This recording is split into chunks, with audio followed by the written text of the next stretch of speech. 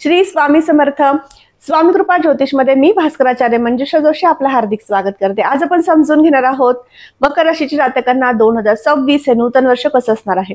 या नवीन वर्षामध्ये तुम्हाला शिक्षण, आरोग्य, वैवाहिक सौख्य, त्याचबरोबर भाग्य आणि शुभ संकेत, याबरोबर नोकरीचे योग कसे असणार आहेत, व्यवसायामध्ये कशी प्रगती करू शकणार आहात, याबद्दल संपूर्ण वर्षभराचं ग्रहमान कसं असणार आहे ते आपण या व्हिडिओमध्ये समजून घेत आहोत.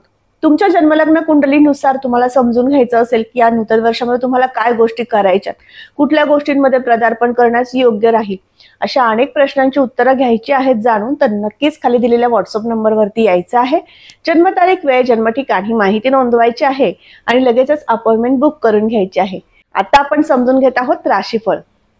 मकर राशीच्या जातकांना सगळ्यात प्रथम सांगू इच्छिते, तुम्हाला 7.5 नाही, परंतु 30 मार्च 2025 पर्यंत तुम्हाला 7.5 होती आणि त्याची काहीशी अशुभ फळे अजूनही तुमच्या जीवनामध्ये चढ उताराच्या स्वरूपामध्ये तुम्हाला दिसून येत असतील.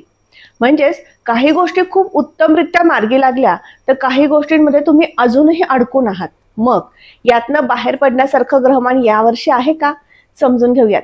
सर्वात प्रथम समजून घेणार आहोत शिक्षण, संतती आणि प्रेम प्रणय या संदर्भामध्ये नूतन वर्ष काय म्हणतं.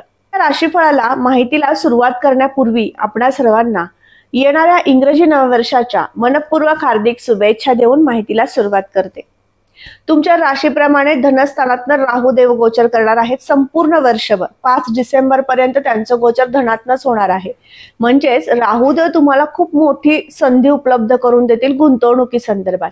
तसेच कुटुंबामध्ये पुन्हा कुटुंब एकत्र आणण्यासाठी तुमच्याकडनं प्रयत्न करवून घेतील आणि त्याचबरोबर कुटुंबामध्ये काही मतभेद, कलह यांना सुद्धा मार्गी लावून देण्यासाठी तुमचं महत्वपूर्ण भूमिका या सगळ्यामध्ये असू शकेल. तृतीय स्थानामध्ये शनिदेव गोचर करतात. या ठिकाणी मीन रास येते. शनिदेवांचं गोचरी अवस्थेमधलं जे भ्रमण आहे ते मीन राशीतनं आहे. मीन राशीमधनं संपूर्ण वर्षभर गोचर करणारे शनी महाराज तुम्हाला अधिक परिश्रमी बनवतील. सूक्ष्म ज्ञान आकलन करून देणं, त्या मार्गावर मार्गक्रमण करण्याकरता तुमचे एक पाऊल पुढे घेणं, हे उत्तम फळ तुम्हा मकर राशीच्या जातकांना निश्चित वर्षभर मिळणार आहे. याचबरोबर राशीपत्रिकेनुसार फळ समजून घेतोय त्यामुळे गुरुदेव हे पाहणं महत्वाचं ठरतं, कारण गुरुदेव ज्ञान, विद्वत्ता, संतती, संपत्ती सगळ्याच गोष्टी देत असतात. मग गुरुदेवांचं भ्रमण तुमच्यासाठी कधी आणि किती विशेष असणार आहे ते प्रथम समजून घेऊ. संपूर्ण वर्षभराची जी सुरुवात आहे ती म्हणजे जानेवारी ते मार्च, 11 मार्च पर्यंत गुरुदेव हे वक्री अवस्थेमध्ये असतील. म्हणजे षष्ठ भावातनं सुद्धा ते फळ देणार आहेत. तुम्हाला विशिष्ट संधीचा काळ आणतील, नातेसंबंध सुधारतील. या संपूर्ण वर्षभरामध्ये तुमच्या नात्यामधले कलह, मतभेद कमी करण्यासाठी गुरुदेवांची विशेष कृपा आणि आणखीन एक सुंदर फळ गुरु महाराज देऊ शकतील, ते म्हणजे तुम्हाला स्वतःला स्वाभिमान जागृत ठेवणं किंवा स्वतःच्या महत्वाकांक्षा यांमध्ये वृद्धी होणं, हे सुद्धा चांगलं फळ गुरु महाराजांच्या कृपेने या नूतन वर्षामध्ये मिळणार आहे. आता आपण समजून घेतलं मोठ्या ग्रहांचं परिवर्तन नाहीये आणि त्याचबरोबर ग्रहांचं गोचर कुठल्या राशीतनं होणार आहे. आता समजून घेऊयात शिक्षणासंदर्भातले योग कसे आहेत. या नूतन वर्षामध्ये ज्यांना शिक्षण घ्यायचं आहे तशा शिक्षण घेणाऱ्या विद्यार्थी वर्गांना सांगू इच्छिते, संपूर्ण वर्ष तुमच्यासाठी नक्कीच चांगलं आहे, परंतु त्यातील जून ते ऑक्टोबर हा कालावधी सर्वश्रेष्ठ असेल. या दरम्यान तुम्ही नवीन कोर्सेस जॉईन करू शकता, ऍडमिशन घेऊ शकता, फॉर्म फिलअप करणं, या सगळ्या गोष्टी तुम्हाला या नूतन वर्षामध्ये करता येऊ शकणार आहेत आणि त्या माध्यमातून नक्कीच तुम्ही यशाकडे एक पाऊल पुढे घेणार आहात. ज्यांचं शिक्षण इंजिनिअरिंग क्षेत्रातलं सुरू आहे किंवा मेडिकल क्षेत्रामधलं शिक्षण तुम्ही घेताय तर तुमच्यासाठी या नूतन वर्षामध्ये 2 संधीचे योग आहेत. त्यातील ऑक्टोबर ते डिसेंबर कालावधी आणि याचबरोबर जानेवारी ते मार्च हा कालावधी अगदी उत्तम असणार आहे तुमच्यासाठी आणि तुम्हाला अभ्यासामधील एकाग्रता वाढवण्यासाठी. दुसरी गोष्ट म्हणजे या नूतन वर्षामध्ये आणखीन एक चांगलं फळ मिळणार आहे, ते म्हणजे पंचम स्थानावरती शनी महाराजांची तृतीय दृष्टी येते. शनी महाराज तुम्हाला सूक्ष्म ज्ञान प्राप्त करून देण्यासाठी प्रवृत्त जसे करणार आहेत तसेच तुम्हाला एखाद्या ज्ञानाबद्दल विशेष चिकित्सा, महत्वाकांक्षा वाढवण्याचं पण काम करणार आहेत. मग शनी महाराजांच्या कृपाछत्र छायेखाली राहायचं असेल तर तुमचे ते राशी स्वामी आहेत, त्यामुळे सातत्याने तुम्ही मारुती स्तोत्र पठण करणं तितकंच गरजेचं ठरेल संपूर्ण वर्षभर जो वर्ग शिक्षण घेतोय. प्रेम प्रणयाच्या दृष्टीने विचार केला तर हे वर्ष संमिश्र आहे. काही अंशी मतभेद नक्की राहू शकतील, जुनी काही वाद प्रसंग यातनं पुन्हा जावं लागू शकेल. त्यामुळे प्रेम संबंधासाठी हा वर्षभराचा कालावधी संमिश्र आपण असं म्हणू. याचबरोबर संतती योगासाठी किंवा संतती राहण्यासाठी काल योग्य आहे का, तर हे पाहताना मी सांगू इच्छिते की तुमची जन्मलग्न कुंडली तपासून घ्या. दाम्पत्याने आपली दोघांचीही पत्रिका तपासून घेणं आणि त्या माध्यमातून मार्गदर्शन घेऊन उपाययोजना करणं विशेष ठरू शकतं. परंतु ज्यांना संतती आहे त्यांच्या संततीचं सुख अतिशय श्रेष्ठ उत्तम प्रकारे तुम्हाला मिळू शकतं. त्यांच्या आयुष्यातील एखादी मोठी जबाबदारी, एखादे मोठं काही विशेष कार्य ते करू इच्छितात, तर तुमच्याकडनं विशेष प्रोत्साहन आणि पाठिंबा या दोन गोष्टी उत्तम प्रकारे शनी महाराजांच्या कृपेने तुम्हाला देता येऊ शकणार आहे. तर मग भावाकडे जाऊया. 7वं घर काय दर्शवतं? जोडीदाराचं सुख. 7व्या घरामधनं कर्क राशीतनं गुरुदेवांचं गोचर असल्यामुळे नक्कीच तुमच्या पत्नीचं किंवा पतींचं सुख तुम्हाला मिळणार आहे. तुमच्या नात्यामधले वाद कलह कमी करण्यासाठी, जसं सुरुवातीला सांगितले की तुमच्या माध्यमातून कुटुंबाला एकत्र आणण्याचे योग आहेत, नात्याला सुधारण्यासाठी तुमच्याकडनं प्रयत्न विशेष होऊ शकतात. घराची साथ सोबत मिळून तुम्ही एखादा नवीन व्यवसाय करू इच्छिता, तर त्यांची पत्नीची किंवा पतीची साथ सोबत तुम्हाला विशेष या वर्षभरात असणार आहे. मानसिक दृष्टिकोनातून एकमेकांना तुम्ही साथ सोबत नक्कीच करू शकणार आहात. तसेच तुम्ही तुमच्या कार्यामध्ये त्यांना सहभागी सुद्धा करून घेऊ शकता, असे उत्तम योग आहेत. राशीपत्रिकेतील भाग्यस्थानाकडे जाऊयात. शुभ संकेताच्या दृष्टीने हे नूतन वर्ष काय म्हणतं? या ठिकाणी कन्या रास येते. बुधदेवांची रास आहे. बुधदेवांचं परिवर्तन दर महिन्याला होत असतं, त्यामुळे तुम्हाला कमी जास्त प्रमाणात शुभ संकेत येत असतात.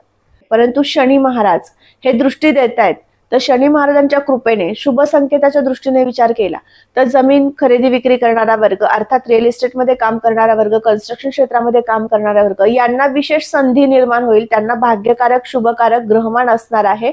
आणि याचबरोबर ज्यांचा तेल घाण्याचा व्यवसाय आहे, प्लास्टिक, संगणक क्षेत्र, रबर, कापड, कागद या संदर्भातील व्यावसायिक वर्ग आहेत, त्यांचे व्यवसाय उत्तम तेजीत येणार आहेत.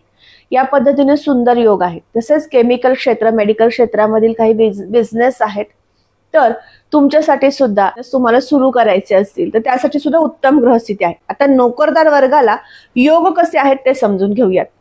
गुरुदेव सप्तम भावातनं जेव्हा येतात तेव्हा नवीन नोकरीमधील इंटरव्ह्यू चांगले होतात आणि त्या माध्यमातून तुम्हाला लगेच जॉब ऑफर होतो. म्हणजे शुभ कार्याची सुरुवात जसे दत्त महाराज, गुरु महाराज करतात त्या पद्धतीने तुम्ही नामस्मरणात राहिलात, दत्त महाराजांच्या सेवेत राहिलात, तर नक्कीच तुम्हाला तुमच्या जीवनामध्ये एक योग्य संधी आणि तुमच्या हातून त्याचं सोनं होणं हे चांगलं फळ मिळू शकतं. तसेच जो वर्ग नोकरदार आहे, अर्थात तुमची नोकरी सुरू आहे, तर अशांसाठी सुद्धा प्रमोशनचे योग सुद्धा उत्तम प्रकारे आहेत. ज्यांना नोकरीत बदल करायचे, परिवर्तन करायचं, यांच्यासाठी सांगू इच्छिते 2 जून नंतर तुमच्यासाठी उत्तम कालावधी आहे. या दरम्यान तुम्ही नवीन नोकरीची संधी तुम्हाला मिळू शकते आणि त्या माध्यमातून परिवर्तन घडू शकेल. लाभाचे योग उत्तम आहेत, उत्कृष्ट आहेत, त्यामुळे लाभाची संधी जशी मिळणार आहे तसेच गुंतवणुकीचे योग येणार आहेत. वारंवार मोठ्या प्रमाणात गुंतवणूक या वर्षभरात दिसणार आहेत आणि त्या माध्यमातून सुद्धा सुंदर योग आहेत. राशीपत्रिकेतील 12व्या घरामध्ये गुरुदेवतेची रास आहे आणि गुरुदेवतेचं कर्क राशीतलं उच्च राशीतलं गोचर म्हणजे तुम्हाला योग्य ठिकाणी इन्व्हेस्टमेंट करून देण्यासाठी शुभ परिणामात्मक फळे प्राप्त करून देणारं असतं. म्हणून या संपूर्ण नूतन वर्षामध्ये खर्चावरचं नियंत्रण तुम्हाला सुटणार आहे, ते यासाठी की मोठ्या गुंतवणुकी तुम्ही कुठेतरी करू शकणार आहात. आरोग्याच्या दृष्टीने विचार केला तर या नूतन वर्षामध्ये तुम्हाला काय त्रास होऊ शकतो किंवा कुठल्या संदर्भातील आजारपण येऊ शकतात, यामध्ये प्रामुख्याने सांगू इच्छिते ज्यांना बीपी, शुगर असे काही प्रॉब्लेम्स आहेत तर त्यांना जून पर्यंत त्या त्रासांमधनं जावं लागू शकतं किंवा ते त्रास चढ उतार यामध्ये जाणवू शकतात. परंतु मेजर मोठे काही आजारपण दिसून येत नाहीत. त्याचबरोबर तुमच्या राशी स्वामी शनिदेव आहेत आणि तुमच्या राशीचा अवयव गुडघे आहेत, त्यामुळे गुडघ्यांमध्ये थोडंसं दुखणं किंवा गुडघ्यांमध्ये काही त्रास जाणवणं, गुडघेदुखीचा त्रास जाणवणं या काही तक्रारी होऊ शकतात. पण मेजर मोठे प्रॉब्लेम नक्कीच नाहीयेत. ज्येष्ठ मंडळींना सुद्धा किंवा युवा वर्गाला सुद्धा. तसेच आता या संपूर्ण वर्षभरामध्ये तुम्ही कोणती नित्य उपासना करायची समजून घेऊयात. सगळ्यात प्रथम म्हणजे तुम्हाला मारुती स्तोत्राचं पठण करायचं आहे उच्च शिक्षण घेणाऱ्या वर्गाने किंवा कुठलेही शिक्षण तुमचं सुरू आहे तर. दुसरी गोष्ट म्हणजे तुम्हाला या नूतन वर्षामध्ये विवाहाचं कार्य सिद्धीला जाऊ शकतं. विवाह योग उत्तम आहेत. सप्तमातनच गुरुदेवांचं गोचर आहे, त्यामुळे विवाहाचं कार्य सिद्धीला जाताना कुठल्याही प्रकारच्या छोट्या मोठ्या अडचणी नकोत, म्हणून दत्त महाराजांची सेवा उपासना करायची आहे. तिसरी गोष्ट म्हणजे तुम्हाला या नूतन वर्षामध्ये भाग्य आणि शुभ संकेत याची रेलचेल मोठ्या प्रमाणात पाहायला मिळणार आहे. ज्यांचा सोने चांदीचा व्यापार आहे त्यांना तर उत्तम यश प्राप्त होणार आहे। म्हणून तुम्हाला या संपूर्ण नूतन वर्षामध्ये व्यंकटेश बालाजीची उपासना करायची आहे किंवा व्यंकटेश स्तोत्र पठण करायचं आहे। तर आज दिलेल्या उपासना नक्की सातत्याने करा, आनंदी राहा, समाधानी राहा आणि तसेच स्वामींच्या नामजपामध्ये राहा, म्हणजे नक्कीच तुमच्या जीवनामध्ये उत्कर्ष प्रगती झाल्याशिवाय राहणार नाही। पुन्हा भेटणार आहे, तोपर्यंत तुमच्या दैनंदिन जीवनशैली व्यतीत करताना ज्या काही अडचणी येत आहेत, समस्यांना जावं लागतंय, मार्गदर्शनाची आवश्यकता वाटते, नक्की मला संपर्क करू शकता। त्यासाठी खाली मी माझा व्हॉट्सअप नंबर दिलेला आहे, त्यावर भेटते अशाच माहितीला घेऊन। तोपर्यंत आत्ता रजा घेते। श्री स्वामी समर्थ। जय जय स्वामी समर्थ। रामकृष्ण हरी।